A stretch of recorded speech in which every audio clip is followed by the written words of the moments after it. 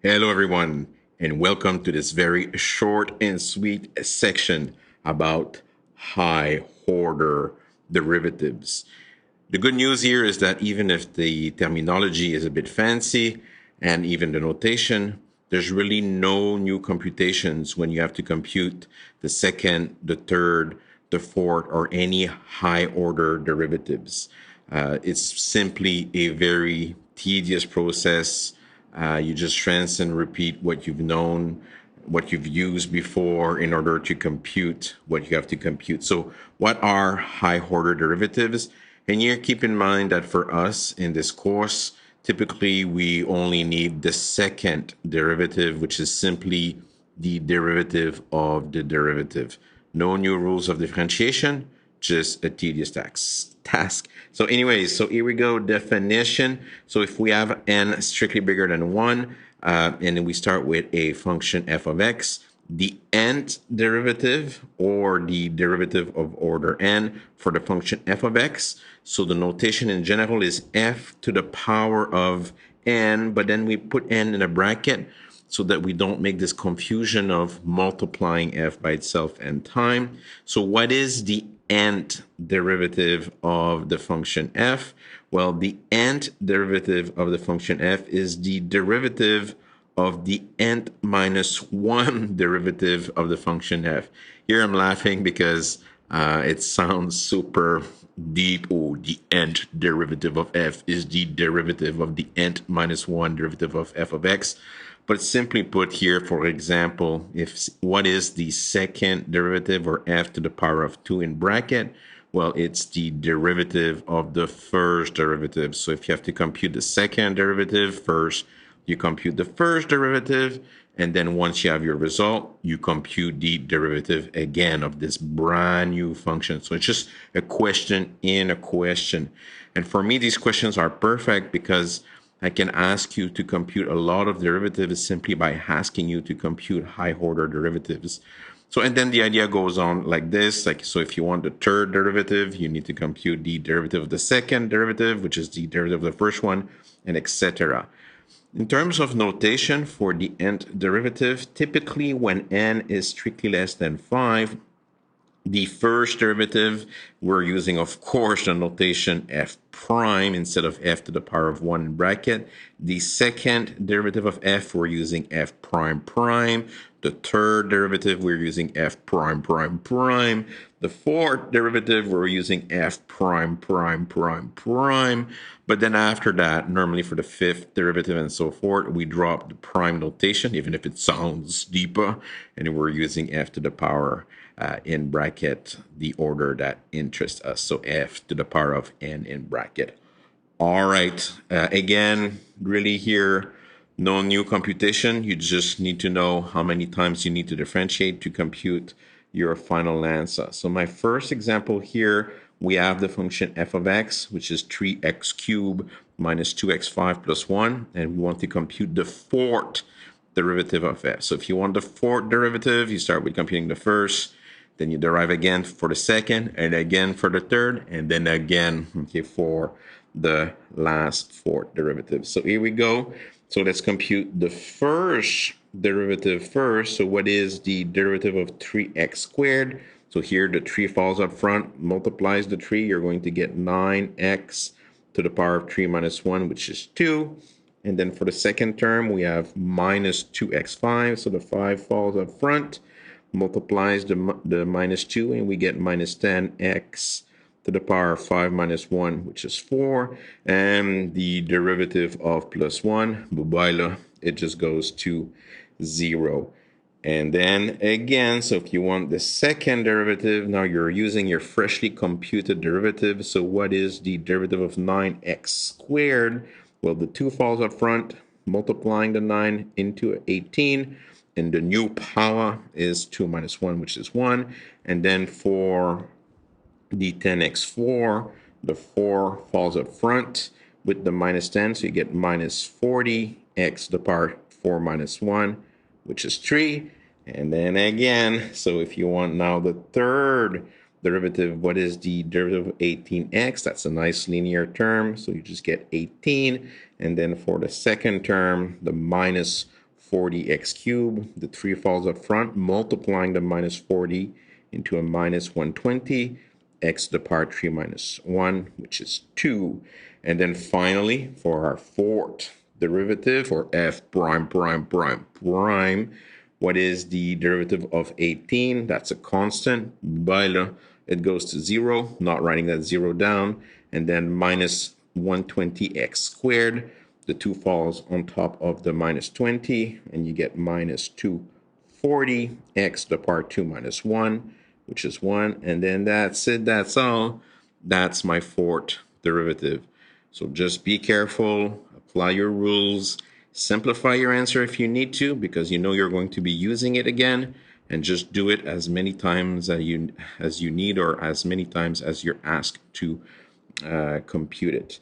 Again, typically we will need mostly the first and the second derivative, but you could have those pure questions where I'm forcing you to compute a high order derivative. Again, no new rules, just apply the rules over and over again, rinse and repeat. Let's move on to the next example.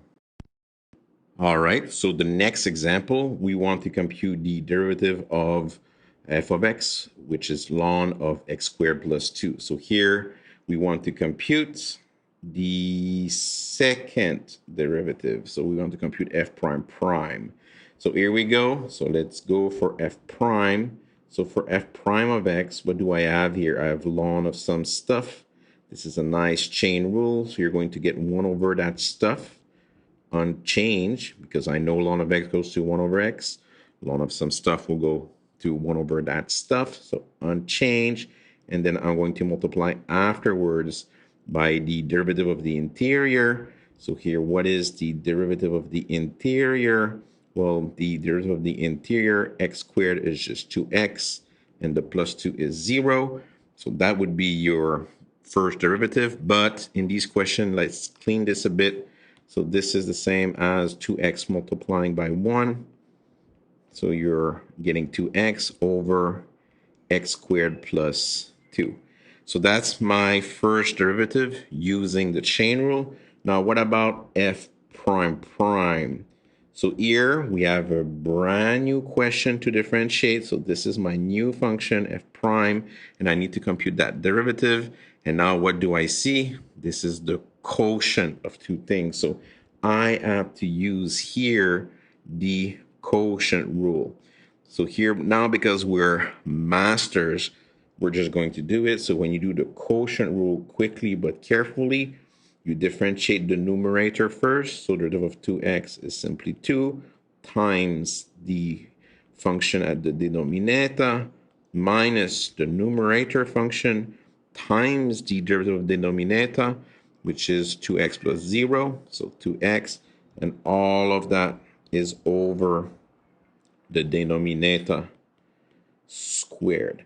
Again, if you need to, don't be ashamed. Okay, so you can do your quotient rule by labeling carefully your u as 2x, your v as x squared plus 2, and then your u prime is just 2, and your v prime is 2x, and you combine those four functions in the quotient rule in order to get your final answer.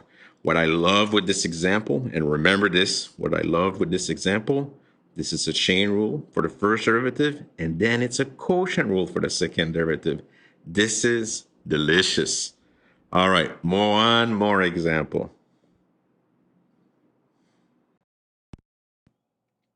All right, one more example.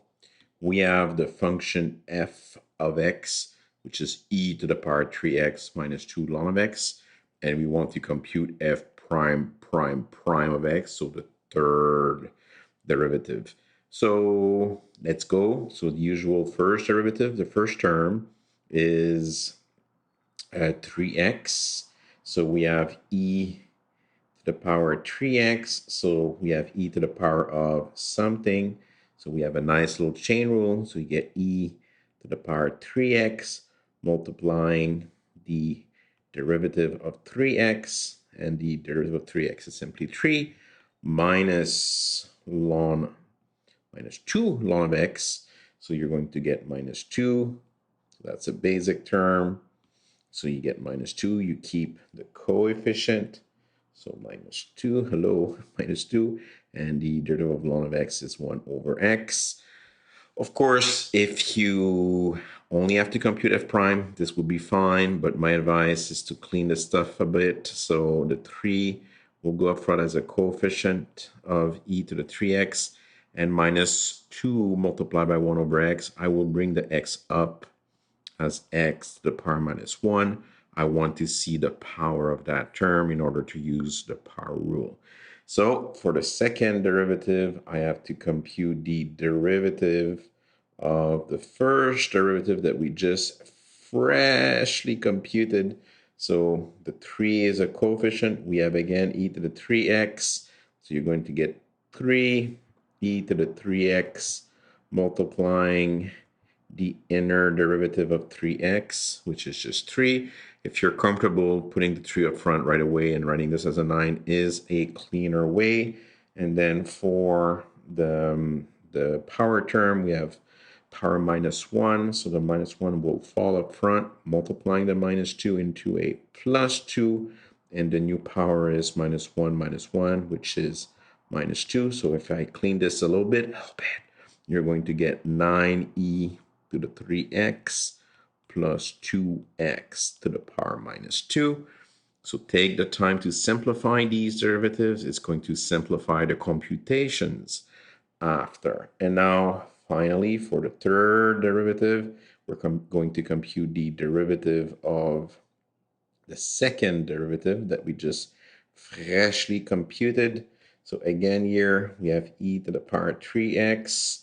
So I'm going to get 9e to the power 3x times the derivative of 3x, which is again 3. So remember, these arrows are derivatives arrow. And then my power of my second term, is minus 2, which will fall up front and multiply the plus 2 into a minus 4. So you're going to get minus 4x to the power minus 2 minus 1, which is minus 3, which cleans up nicely into a 27. 3 times 9, e to the power 3x minus 4x to the power minus 3. So again here, just take your time. It's not too difficult. But anyways, for this section, that's it. That's all. Bye-bye,